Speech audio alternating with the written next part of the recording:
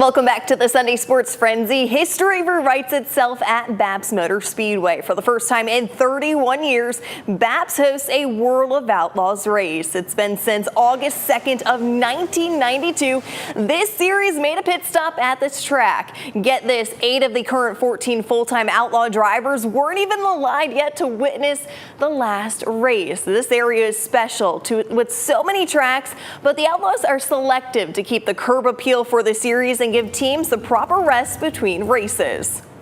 Obviously, this is a historic location, and we just felt maybe it was time to come back up here. We talked about it for a few years, and we thought, let's try it. Let's see what happens.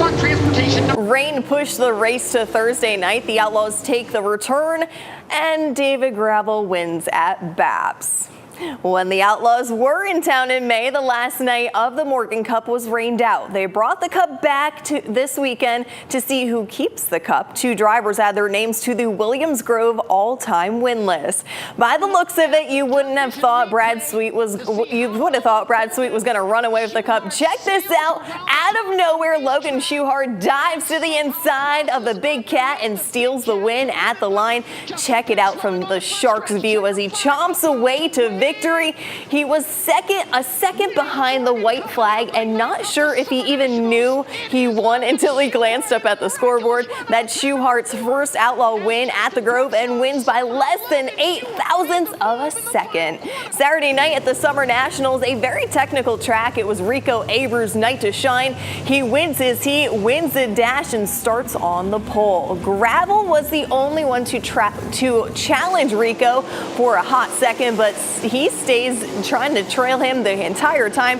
The third night goes to the Invader, another first for the winner at the Grove. Unbelievable weekend for my team, and just to be able to be here and put ourselves in position. And Williams Grove is such a special place, very difficult racetrack. Just really judge your pace off lap traffic when you got there. And I passed 2 lap cars, and I knew that the race was changing to run around the bottom. And I thought about just staying down there and just making sure I hit my marks. Before Rico makes it to victory lane, he stops in turn 3 to celebrate with the fans on Beer Hill. But not just that, he climbs the fence and downs a cold one as Pennsylvania fans go crazy for Rico.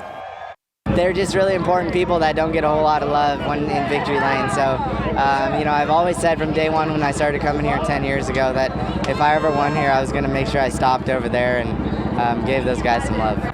I think climbing the fence may be turning into a new trend at the Grove. Silly season has been upon us in Central PA this morning. The news hits hard. The Dream Team is no longer together. Lance Dewease was relieved of his duties from the Kreitz Racing number 69K in May when Dewease drove the 69K to victory lane at Williams Grove against the All-Stars. He notched the 93rd win for Kreitz and made him the winningest car owner at the track, surpassing Al Hamilton, a former owner of Dewease. The team was together for nearly 8 full seasons.